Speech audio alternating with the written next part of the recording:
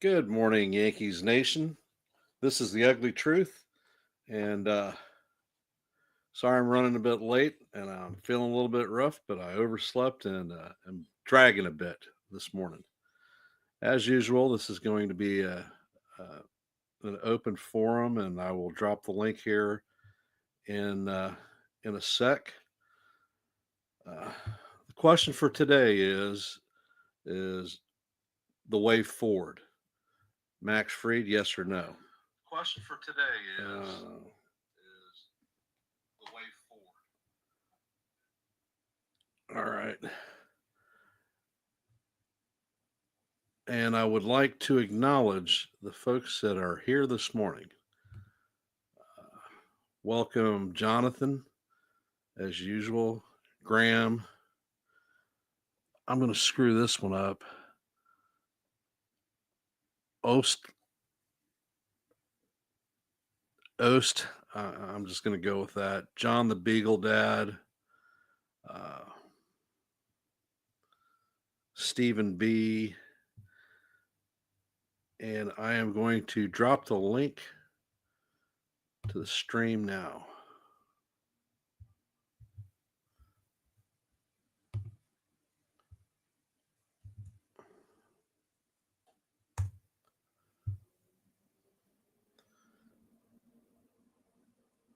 All right.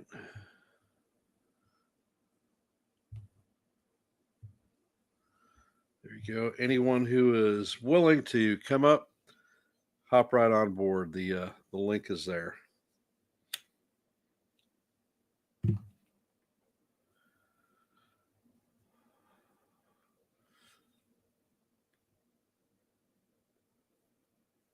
All right. A lot of the fans have been over the last couple of days have been calling for a Dylan Cease or primarily Dylan Cease or Michael King trade to the Yankees.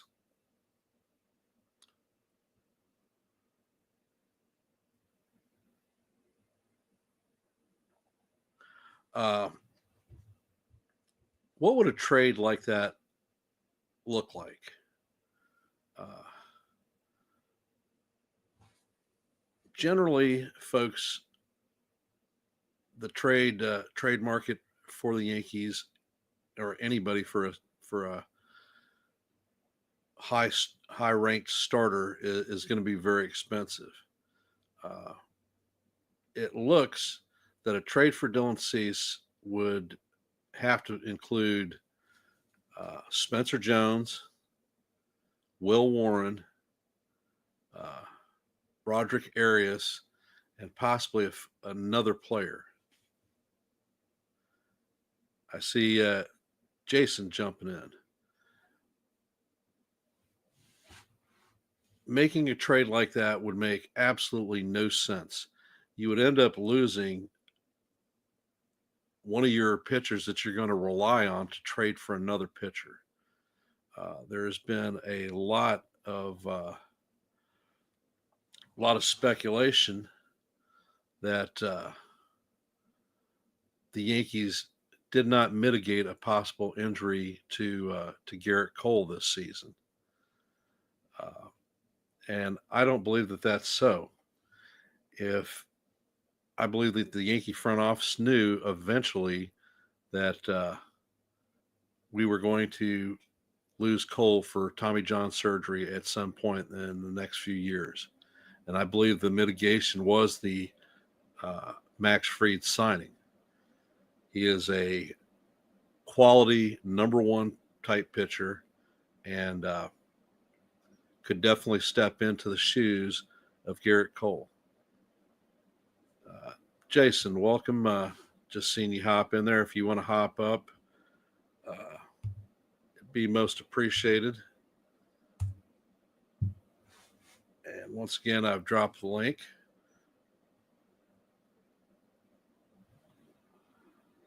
The So I believe that the Yankees were looking and Brian Cashman were looking forward with the Max Fried signing after the loss of Soto. Uh, the team has been criticized a lot about the injuries, which they couldn't control. Argued about the Yankees not doing enough during spring training, which essentially they rebuilt the entire team. Max Fried, probably one of the most significant signings that we made. I believe that he is the way forward with the Yankees at this point. The Yankees, I see that Jason is hopping on with me this morning, and I'm going to bring him right up. Good morning, my friend. Morning. How are you doing today? Doing pretty well so far. How about you? It's been a little bit of a rough start. Yeah. And trying to get my thoughts gathered. I appreciate everyone showing up, supporting. I appreciate you coming up with me. Thanks for having me.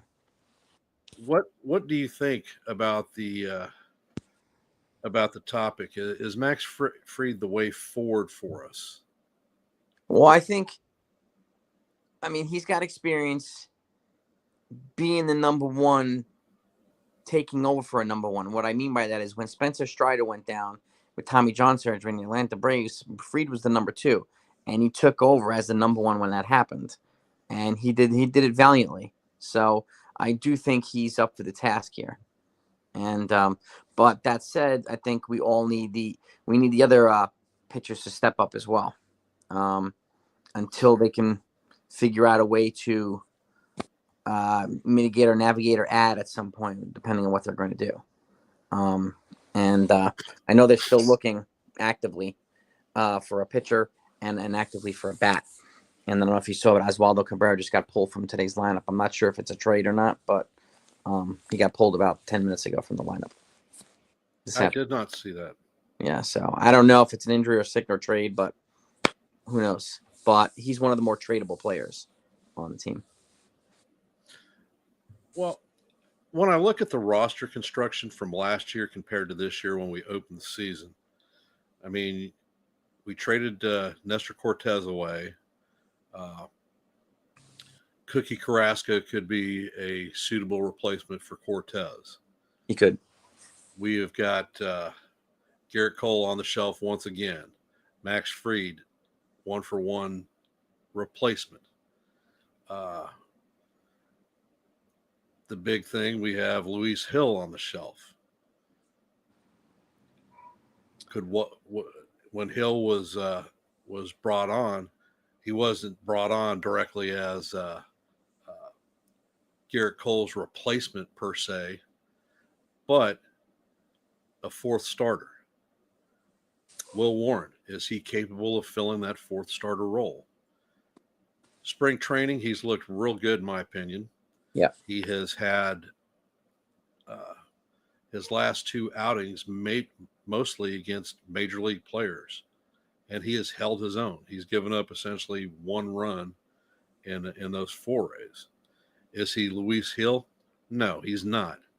But I think that he could fill a 4 or 5 starter slot easily.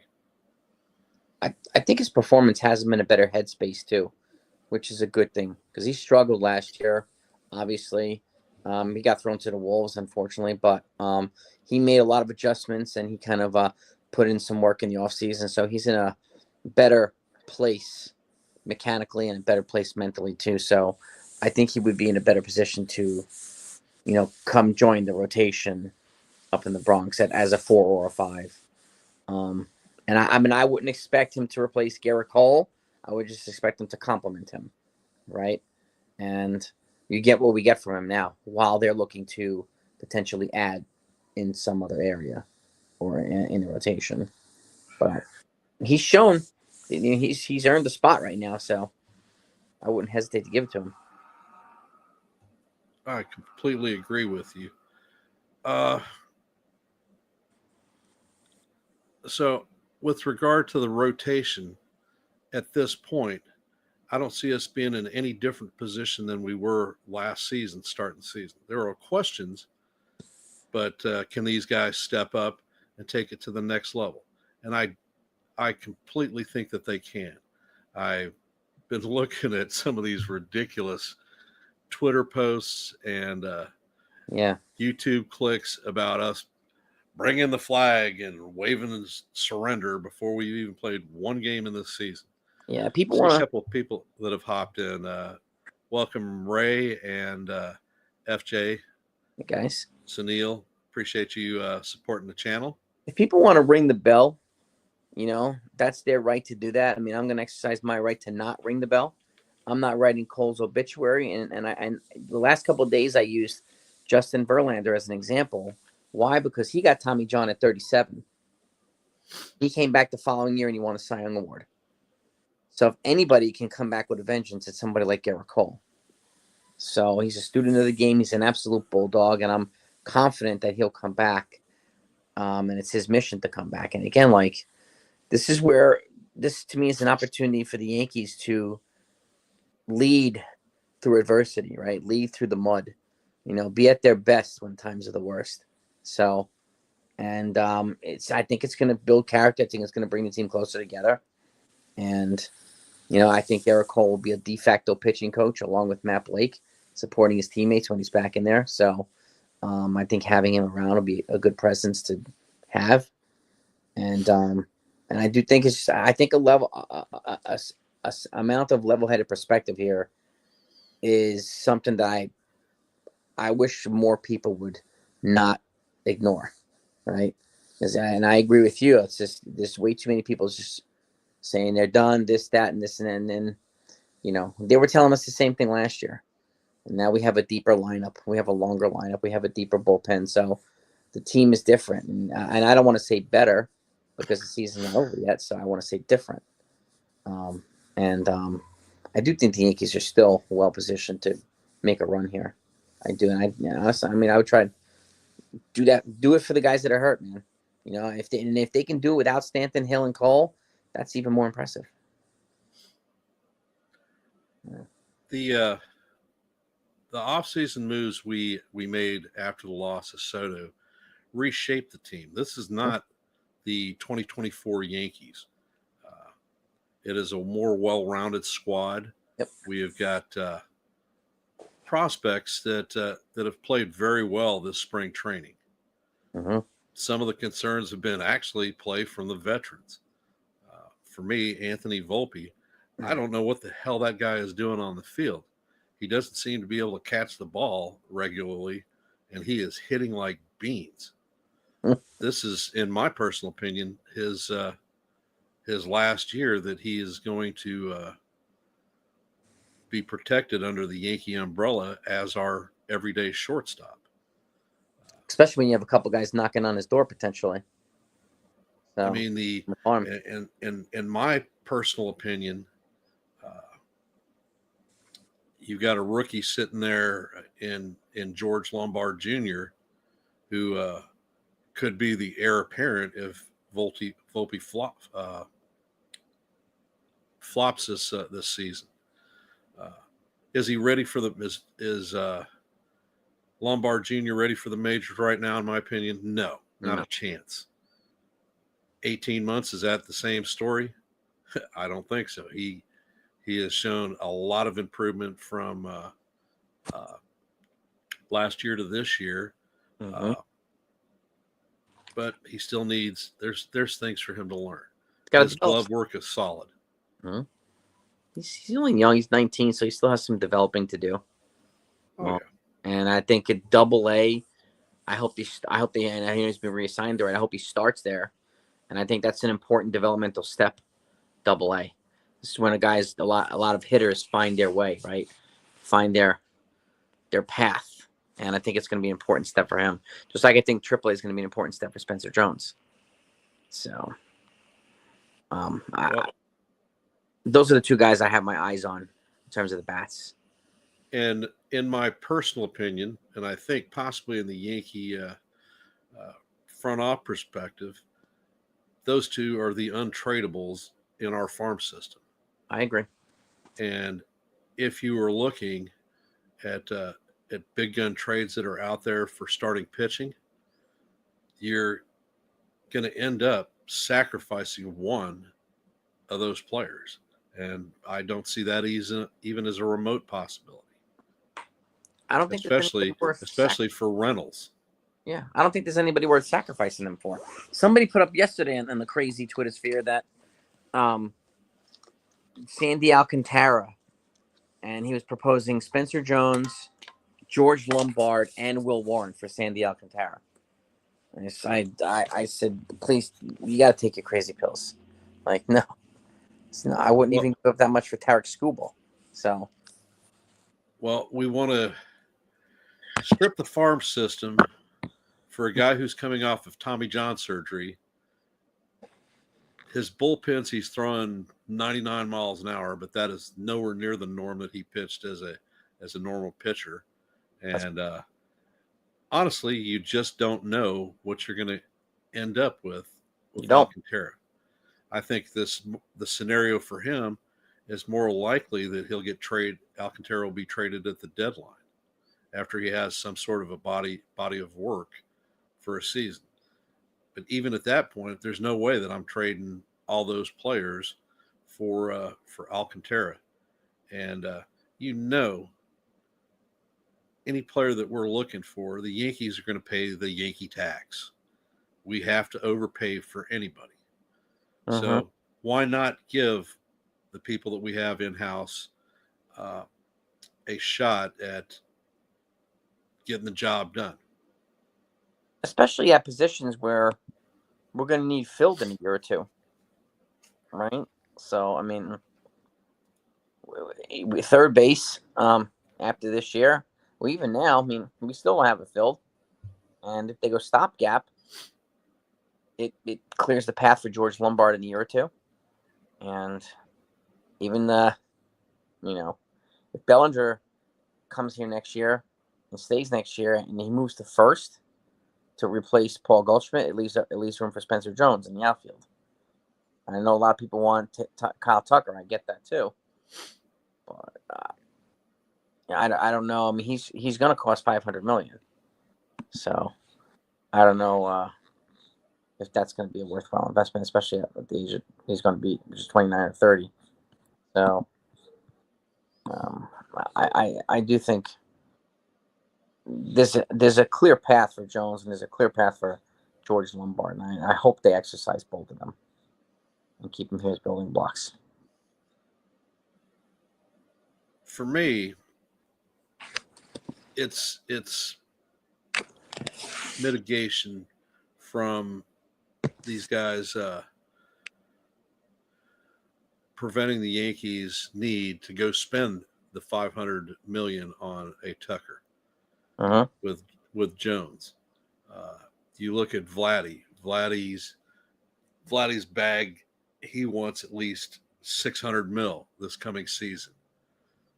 Do I think he's worth it? Not a chance in hell. If we didn't bring Soto back, why would you want to pay somebody that much for a single position player who has some pop, granted, but also has not a great history with the Yankees? Would Vladdy be embraced by the Yankee masses? I don't know. I don't think so, but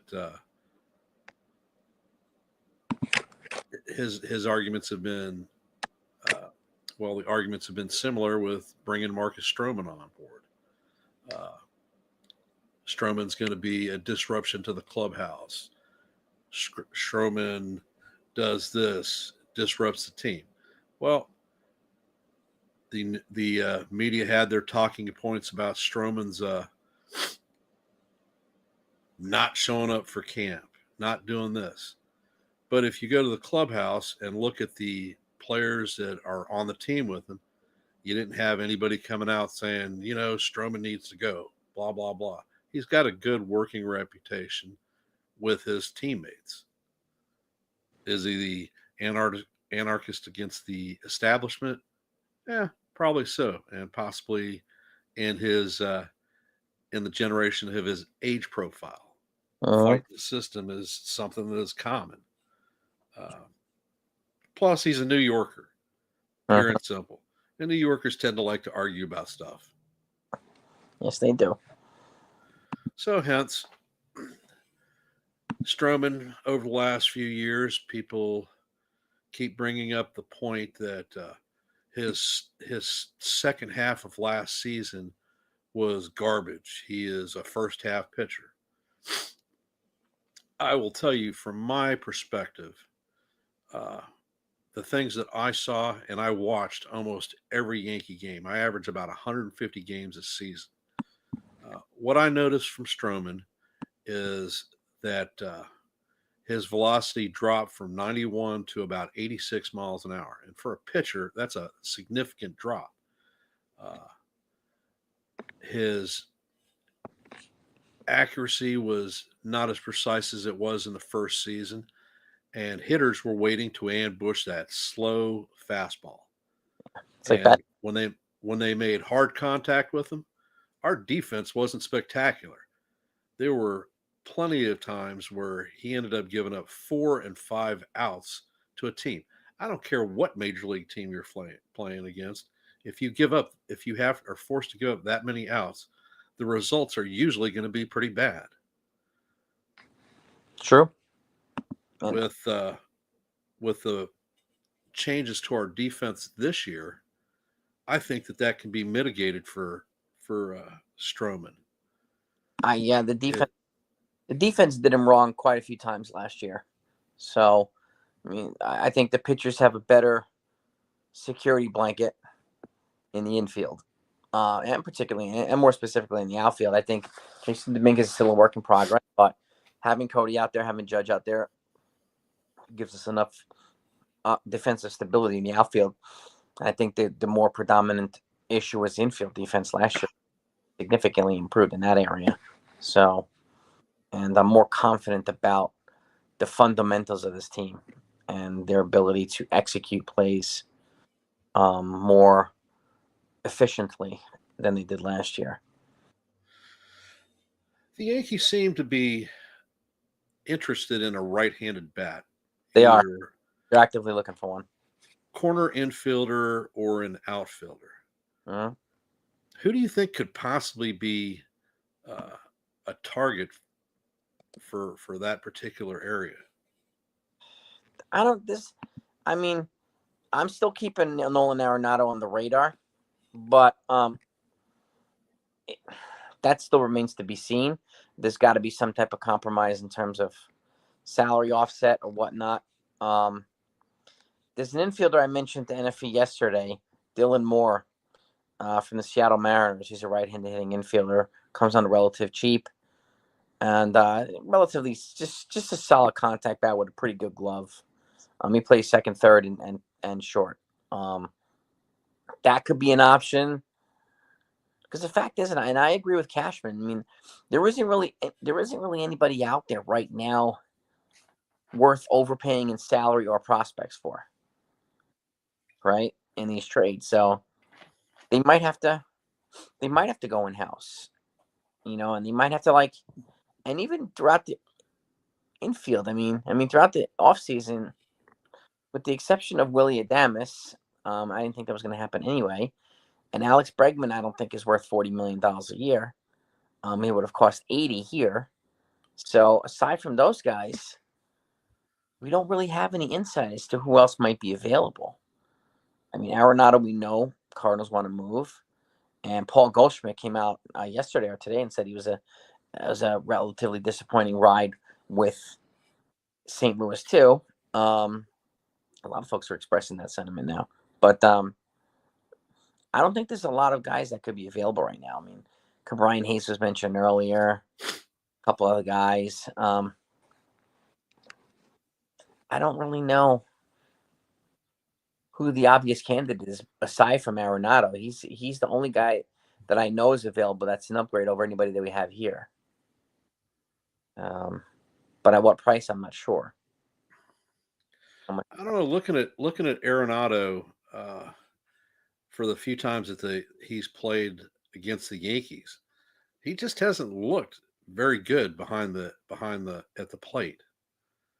And is he really a replacement? I mean, he is a fantastic Hall of Fame third baseman with a glove.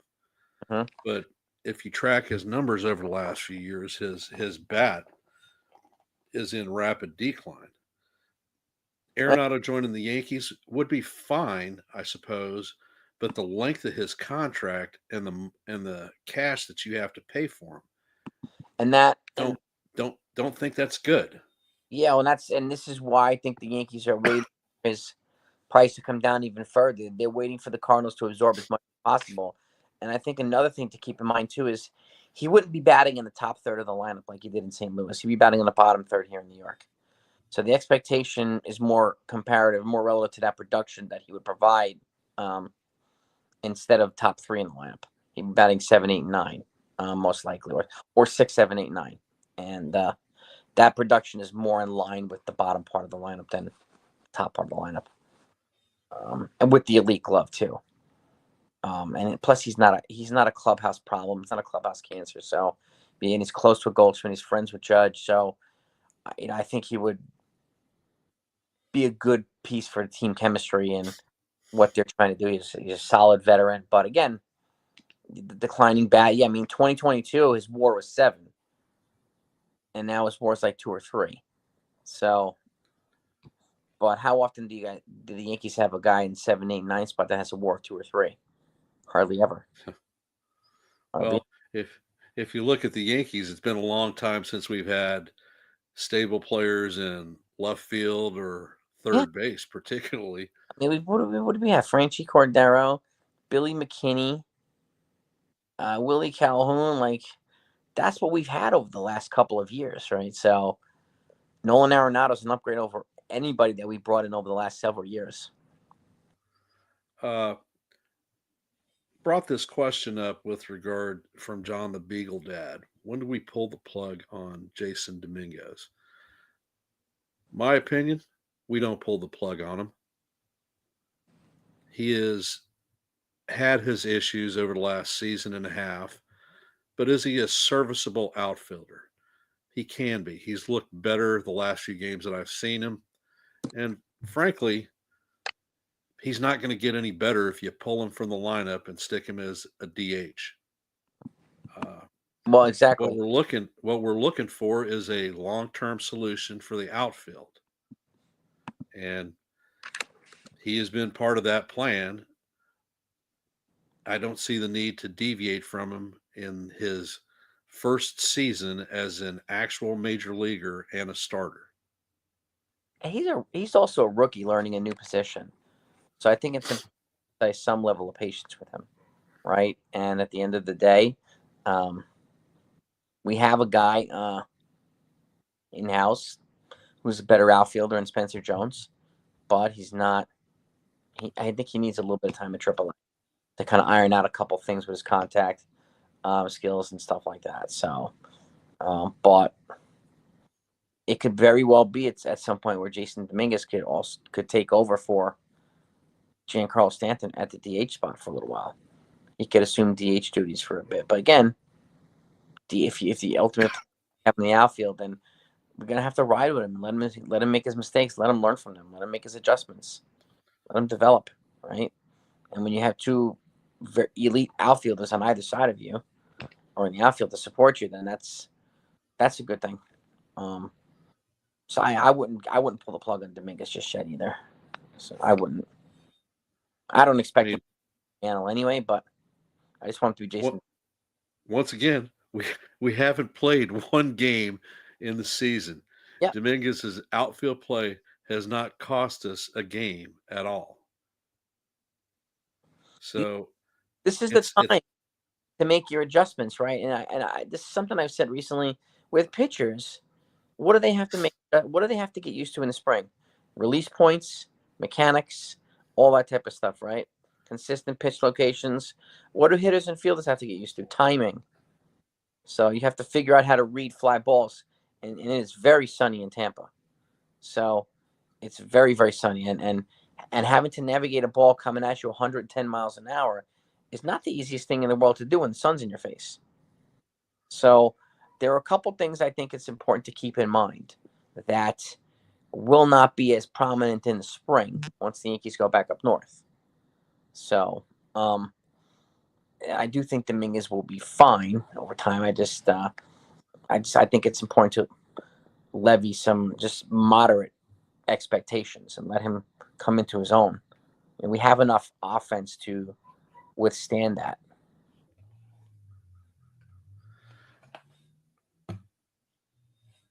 It's sort of funny, man.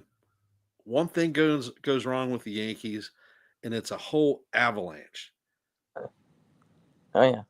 I call Yankee fans the extremists on the planet. Something that happens to us, it's the absolute worst thing that could possibly ever happen to any baseball team in the major leagues. I Or if we get a great signing, it's the best thing ever. I know the feeling.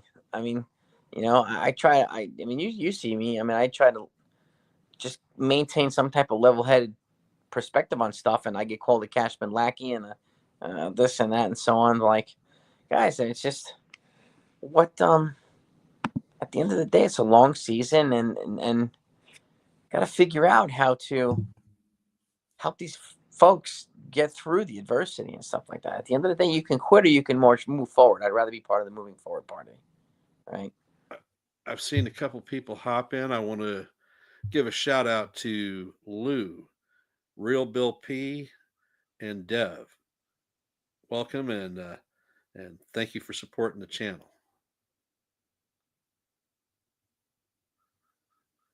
All right, I seem to have lost Jason for a sec.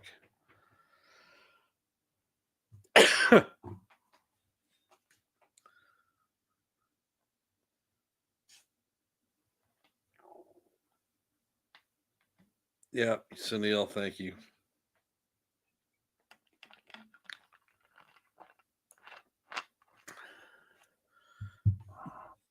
The team, I see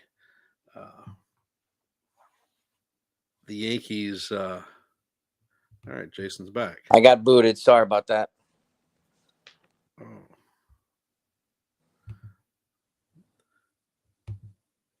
You're back. Sorry. I got booted, my friend. I don't know what happened there. Sorry about that. Not a problem.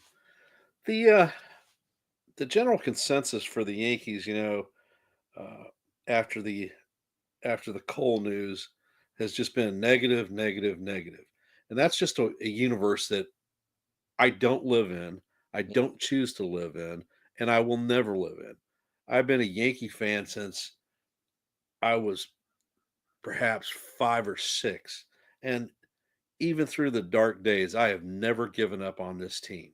And at my ripe age now, I don't plan on doing it either. Same. We're not fair weather fans. I mean, we ride or die with our team. It's that simple. I think the perspective that I bring is long-term views on baseball itself, how things have changed, and the game in essence is simple. You throw the ball, you hit the ball, you catch the ball. Whether that be at 100 miles an hour pitching or at 88 miles an hour pitching, it's still pitching. Can you take it for a sec, Jace? I didn't mute this damn phone. Yeah. So to Ken's point too, I mean, this is short, and help as a fan base. I think it's important for us to try to navigate through a lot of this stuff, just like the Yankees are doing, right? I mean, I think there's a reason why the team is so fiercely loyal to their players, right? And their players are so fiercely loyal to them. They have each other's back, right? And that to me says a lot, right? Cashman takes the punches all the time. So does Boone, right? So, which is fine. That comes with the territory. But these guys, they stick by each other, and loyalty says, I mean, to me, it means a lot. So, and I'm loyal to the team, as is Ken, and I think it's important to and I'm not afraid to say that at any point in time, right? So, and like Ken said, it's a long season, and there's gonna be some ups and downs, mentally frustrating situations, and we're going through it right now, and how we get through it is what's gonna help us, not only build character, but help us really help the team form its new identity as this team that's different than it was 2 weeks ago. Um, and I think it's fun. The fun part is watching this kind of unfold over the next couple of months as to what's going to happen here. And much and do I expect them to get it right all the time? Absolutely not. Um, and that's okay. And do sometimes I want to wring somebody's neck for stuff? Yeah, sure. Who doesn't? But again, it's a sport. It's a very high moving sport, and for those that haven't played at the highest level, there's a different kind of read that is very difficult to communicate, very difficult to talk about. Because at the end, you have a split second to respond to a ball being pitched, 100 miles an hour, being hit 110 miles. You have about a split second to make the right move, and if you don't make the right move, it gets amplified times 10, right? In the Yankee land. So, and that's all the time you have. And timing is, and I'm also speaking from 2 decades plus as a martial artist. You have to be very, very aware of timing, right? And you have to be very, very aware of your situational awareness. And a lot of this boils down to baseball situational awareness. It's very, very hard to move out of a fastball coming right at your head at 100 miles. Very hard to move, or it's coming right at your rib cage, and you can either bend down or turn away. It's very hard to duck these types of things, and to me, it's a skill that's very, very. It takes a while to develop. It really does. So, I think as a fan base, patience and understanding, they definitely an asset for us. It doesn't mean we can't be frustrated, but I think patience and understanding and perspective is a definitely a good asset for us as a fan base.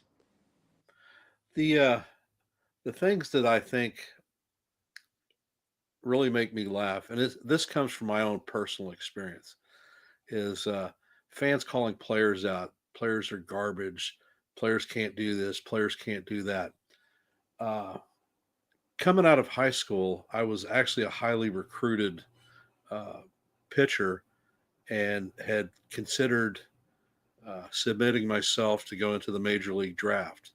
One of the teams that was interested and met with me and my father was the Minnesota Twins.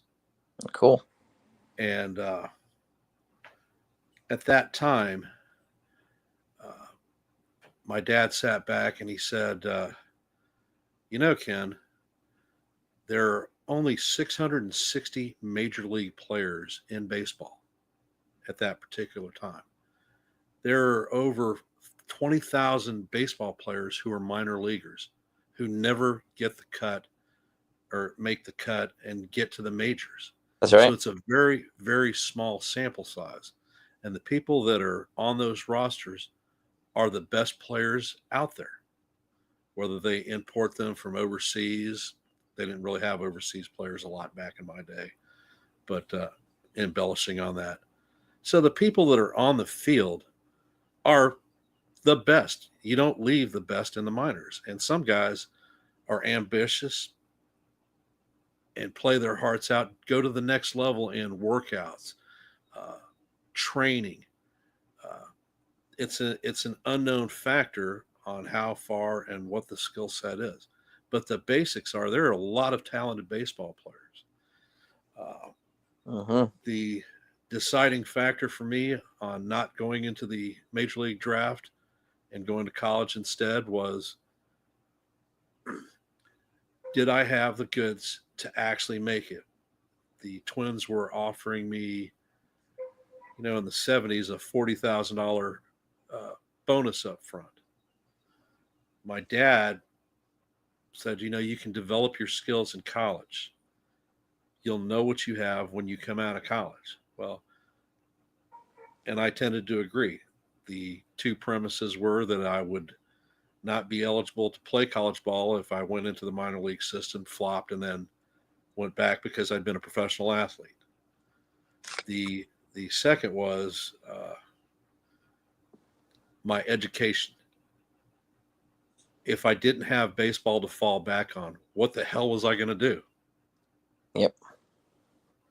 So Yep. every time that I just want folks to think, every time that you're talking trash or downing a major league player, that guy sweat 100 pounds of blood and tears to make that roster. And to your point too, it's not only hard to get there, it's hard to stay there. Okay, and it is. You're looking at a needle in a haystack with the amount of people who've made that level, and I'm in awe of these people who make it, no matter who they are. And it's very, very hard, and I find it funny how people who could never do what these people do are calling them trash, garbage, just bums and so on. Like, I just don't see the point in it. If you can't do what they do, then what are we doing? Why are we calling them that? So, and I understand the frustrated, opinionated fan base. I get that, but like, I don't tell anyone how to fan. Yeah. But the thing that I do ask is that they respect the players on the field that represent the teams they represent. Yeah, 100%. The thing that drives me insane is the call for trashing people. A lot of these behind the screens commandos trash you behind the keyboard, but would they actually have the balls to step up to Stanton and say, "Oh, you're a fucking shitty player because you had elbow issues and you didn't address it in the off season"? Yeah. I don't think so. Well, it's, and to your point too, people hate being told how to fan, but these are these same people that tell players how to play, that tell owners how to own, that tell coaches how to coach, right? So it's the level of double standard is kind of comical. And people can fan however they want to fan, but I think it's important to keep in mind, like, if you can't speak from experience, then what's the point? Why are you making these comments? Why are you playing Rambo behind the screen? I mean, me, I call these people out too. So, well, we are the non-talking point people. Yeah, damn right we are. And as my channel's name, The Ugly Truth, I'm going to tell you the truth. I'm not going to lie to you. Opinions are opinions, and those are fine. I'm not going to try to sway you from your opinions. What I will not do is I will not accept people just trashing for the sake of trashing. Yep.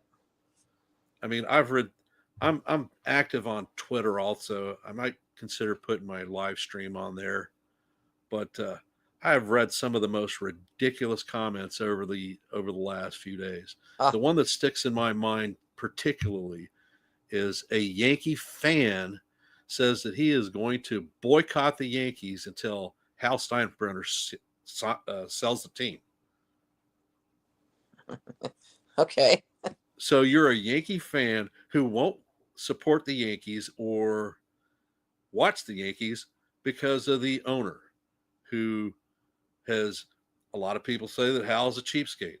Well, his roster of $301 million for this season tends to tell me he's not a cheapskate. Mm-hmm. Is he going to throw caution to the wind and blow cash on players like Cohen did a few years when he signed Verlander and Scherzer? Yeah, Marte. He signed everybody. He found out that it wasn't a worthwhile investment, and he got rid of those guys fairly quick. But he still ate the money from those players for years to come. Yeah, absolutely. So, when it comes to telling Hal how to spend his money, I don't think any of us really has the right. We don't have the right, and certainly can't demand that the Yankees spend the money. No, because we have an exorbitant. We've been a top 5 spending payroll team for the last 20 years. Yep. The last 30 years, the Yankees have been in the top 3 payrolls every year but one. In that 1 year, they weren't in the top 3; they were in the top 5. So he spends. But he also has 4 other partners to answer, right? And so he can't just go out and voluntarily make calls on his own without consulting with his partners. They're also trying to pay off the stadium by 2030. So they also give $120 million a year in revenue sharing. There's a lot of stuff that goes into this that a lot of people just either don't care or they choose to ignore. And I don't know why, but it's just the way that it is. So, I mean, when you look at the composite of the Yankees mhm. compared to the dynasty years over the last 15 years, there has been a fundamental shift on the Yankees. We have relied on big bats that hit a lot of home runs, and it's exciting. I understand it's exciting, but it's not fundamental baseball. When you look at the teams of the past, and I know I'm an old guy that's talking about the past, the formula doesn't change. You get runners on base, they advance.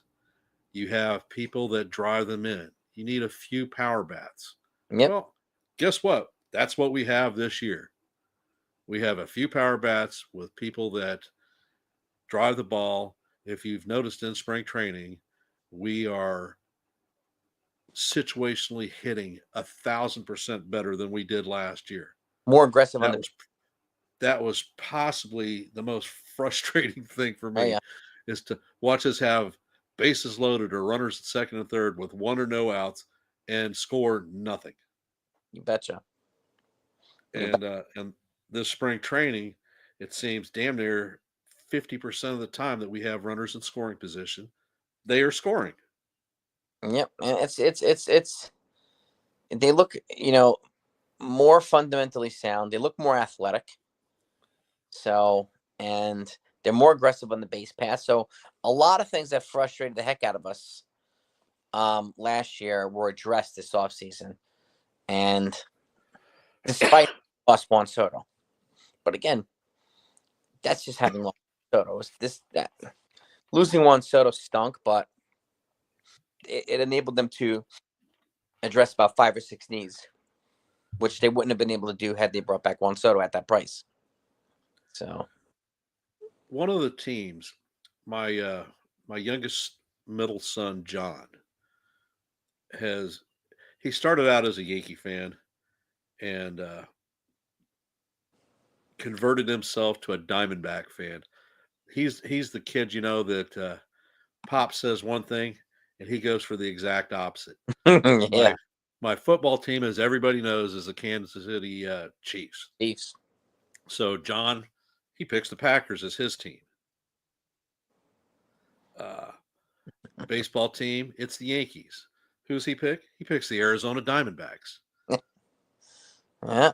And if we go progressively down the line for sports teams, that has been the way of the world. Yeah. And I love my son. He's entitled to his opinion. He's 34. And he'll come over to the house and he and I will sit and watch Diamondback games. And that is a very exciting franchise.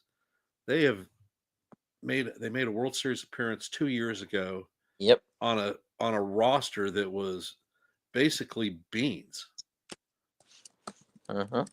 But they've brought into the game the element that speed kills. These guys advance and run all day long. Yes, The Yankees have these components on our team. There are a lot of speed players in the farm system and actually on the roster. True. I would love to see the Yankees use a speed element in our game. It disrupts pitching. It forces errors on outfielders having to make the perfect play, the perfect throw. That's how we get more runs without the home runs. Yep. Yep. And as Aaron Boone would say, it is right in front of us. It's there. use it. Mm-hmm. And please, Rojas, have more sense when sending runners. Yeah. Yeah. Yeah. At least we'll have more speed on the base paths when we're on base now, which is good. So less of a chance of being thrown out at home by a mile, like when somebody like Stanton's running. So, what am I reading here? Yeah, people keep pushing Trevor Bauer here on the Yankees. But, You know what? I'm tired of this. This guy is a freaking cancer. Bowers yeah, would not mesh with the Yankees as a whole. I don't true. care what anybody says. His talent is 4 years old. He's been playing in the Mexican League, Yep, played in Japan. When yep. he was begging to come to the major leagues on a league minimum salary, And nobody no won. team took him. Yep, Why? He was a Diamondback. They traded him because he was untrainable, yep, would not listen to coaches, would not follow protocols of the team. You yep, think he's changed since then? yeah. Beats the I sound of. don't think so. Yep, yep. He is not the way forward. The team that is on the field is the team that we have. Mm-hmm. We will make adjustments at the trade deadline. We're not going to do anything crazy before the season even starts to bring in a player. If Sure. we bring in a player before the season, somebody like John Birdie last year that we got a couple of days before the season turned, he was a complimentary player. If you look at the players that we've brought in late in spring training, just before the deadline, they have all been compliments of what we have in house. Mm-hmm. The last couple of springs, um, it was Birdie, and then the year before, I think it was Trevino. There were a couple guys that were late, like very end of spring training adds to the team that wound up being contributors. So I do expect Brian Cashman to make some type of ad. Who I have no idea, but he's very good at making ads like this at the end of spring training that wind up being effective players on this team. So and we just don't know who's going to be available in 2 weeks. Cuts keep happening, and guys that we might not be thinking about become available all of a sudden. Well, I'm gonna tell you, Jason, the Dodgers have 11 starting pitchers on their roster. Yep, I will tell you that all 11 players are not going to be on the major league roster. true. There are two of their pitchers that have no options left, and they are not going to make the team. You look at May, May is not making as a starter or a reliever because they have invested so much money in the rotation and fortifying their bullpen. There's not a Dustin, slot for him. Dustin He May. is a fine pitcher. Gonsolin is another one. He was the hope of the Dodgers for years, and the guy's had some injury history. But could either one of them come in and be a 4 or 5 starter on the cheap after being DFA'd? Sure, it's a possibility. Yeah, if one of those guys get DFA'd, I mean, obviously they've got to clear through. I don't even know if they would make it down to the Yankees through waivers. Because the waiver wire goes down like almost like the draft, so the Yankees kind of Right. pick up end of the waiver wire too. But if they can if you DFA one of these guys, then I would be inquiring in a trade immediately to try to acquire. Exactly. So before they go to the waiver wire, and we'll give you a prospect, and we'll give you something for one of your pitchers. So, and I would I be mean, that you look at the Yankees. We traded Joey Gallo for Clayton Beater. beater. Yep. So the trades can be made, and I don't think that it would be a very large uh, exchange. Probably not. Maybe one of our lower level minor league prospects to acquire one of these pitchers, who a lot of people don't like Matt Blake, but he has worked miracles with people in the bullpen and starting pitchers. Any defect that these guys may have, I think that Blake could possibly work them out, and they could come in to a fifth or fourth or fifth starter position, or possibly long relief out of the pen. which we Yeah. really don't have. No, yeah. That's what I look at as Cookie Carrasco's spot on our team. I believe in my heart that he is going to make the major league roster, and he is going to be our long relief guy. Could be. And he's got history with Blake. When he was at his best, Matt Blake was his pitching coach. So, and he's back with him again now. And I think Matt Blake will find some things from, I get to help extract some things out of Carrasco again and make him a productive member of this roster, this team. So that's definitely something I would agree. It's something I can definitely see.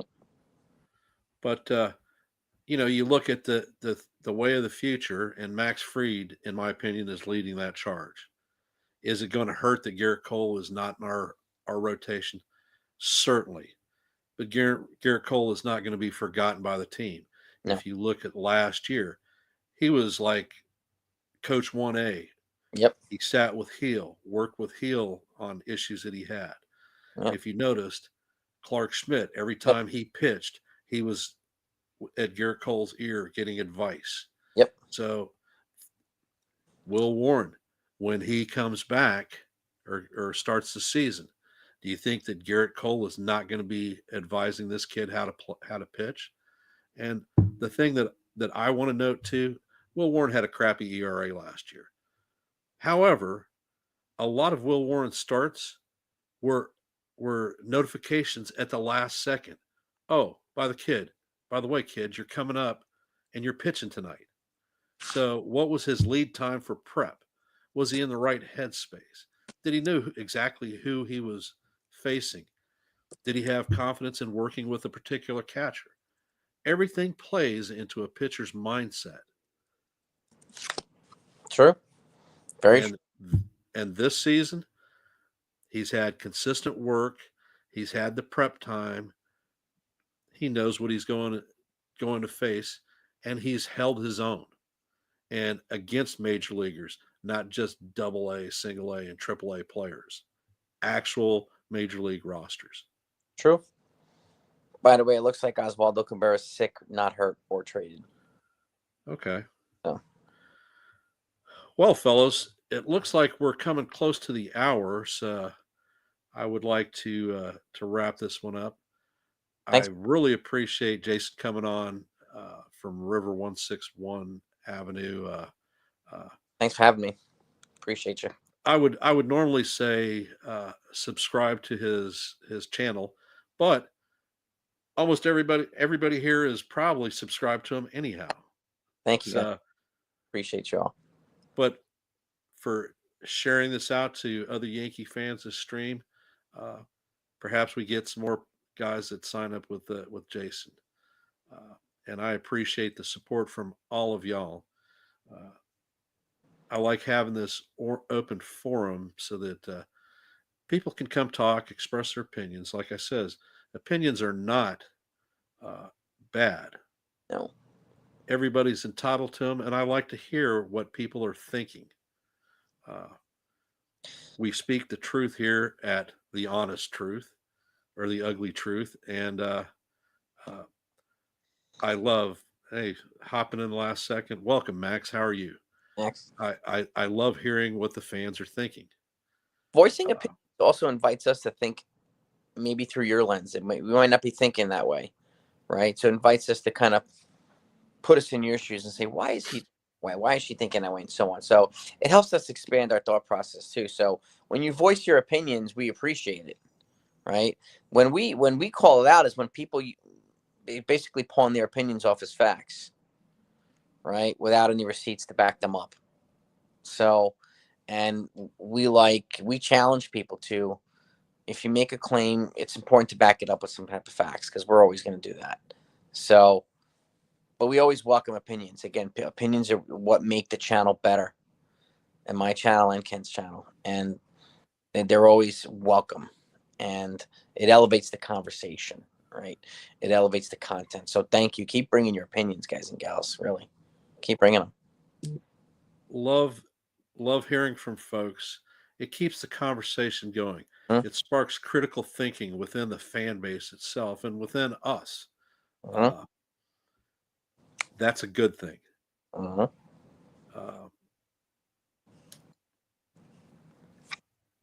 the opinions that you guys have, the time that you spend watching this channel, posting comments on the threads. It is wonderful, the support. You cannot imagine how much I appreciate it.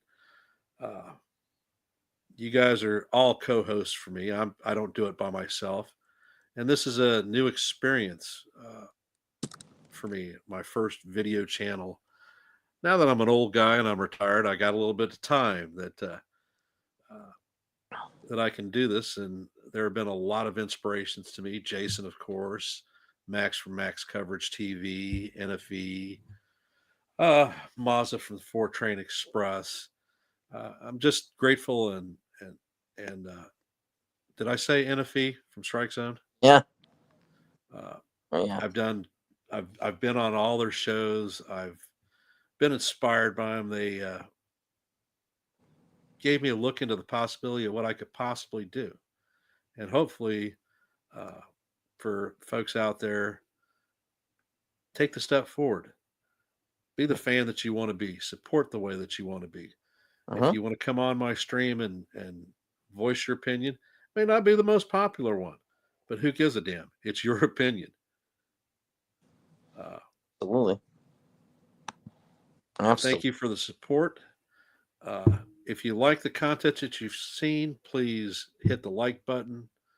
I believe everybody here is subscribed. So if you're not, please subscribe and share this channel out with your friends. Right now, I think I'm at like 71 subscribers, so the mark is hopefully for 100. Let's help I get. can't make it happen myself. I need y'all support for it. So thank you. I'm going to close the show for now. Appreciate you showing up and putting your voices out there. Thank you very much. Have a great day, everybody. Ken, thank you again. Yes, sir. Appreciate you.